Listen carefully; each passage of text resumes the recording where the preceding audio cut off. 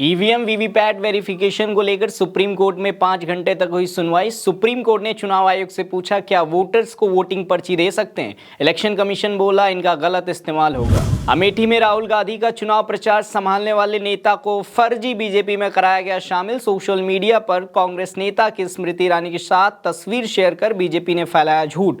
कांग्रेस नेता ने खुद इस मामले में दी सफाई। विकास अग्रहरी ने कहा मुलाकात करने के लिए गया तो गले में पट्टा डाल बीजेपी में शामिल करवा लिया। मैं बीजेपी ज्वाइन करने के लिए मैं अपने निजी काम के लिए अपनी सांसद जी के पास गया था और वहाँ पे मुझे ये नहीं पता था कि हमको एक पटका पहना करके एक गमछा पहना करके और ये बता दिया जाएगा कि आप बीजेपी में शामिल हो गए, ज्वाइन कर लिए। सुप्रीम कोर्ट ने ईवीएम वोटों की वीवीपैट पर्चियों से 100% सत्यापन की मांग वाली याचिका पर फैसला सुरक्षित रखा। सुप्रीम कोर्ट ने इस मामले पर टिप्पणी करते हुए कहा कि हमें हर चीज के बारे में संदेह करने की जरूरत नहीं। महिला पहलवानों से यौन उत्पीड़न मामले में बृजभूषण शरण सिंह आज दिल्ली के राव जेवन्नी कोर्ट में हुए पेश। सुनवाई के दौरान बृजभूषण ने कहा 7 सितंबर 2022 जिस दिन ये आरोप लग रहे उस दिन मैं भारत में नहीं था।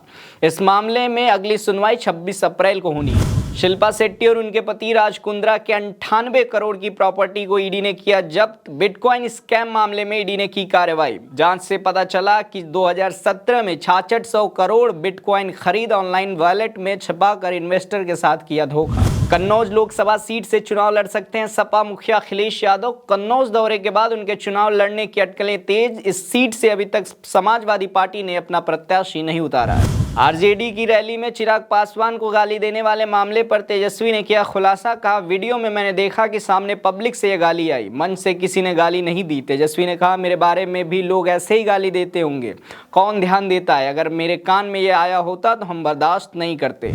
यूनाइटेड नेशन ने अपनी रिपोर्ट में भारत की आबादी को लेकर किया खुलासा। का 77 साल में भारत की जनसंख्या दोगुनी हो जाएगी। फिलहाल भारत की जनसंख्या 144 करोड़ है।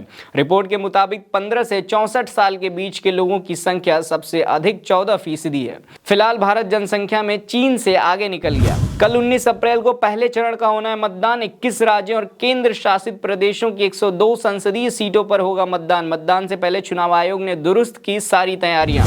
दक्षिण भारत में बीजेपी को कितनी सीटें मिलेंगी, इस पर तेलंगाना के मुख्यमंत्री रेवंत रेड्डी ने दिया जवाब। कहा इंडिया गठबंधन दक्षिण भारत के कुल 130 सीटों में से 115 या फिर 120 सीटें जीतने वाली है और पूरे दक्षिण भारत में बीजेपी को 12 से 15 सीटें मिलेंगी। दोस्तों ये रही आज की तमाम बड़ी खबरें। मिलेंगे कल नई बड़ी खबरों के साथ, तब तक के लिए नमस्कार।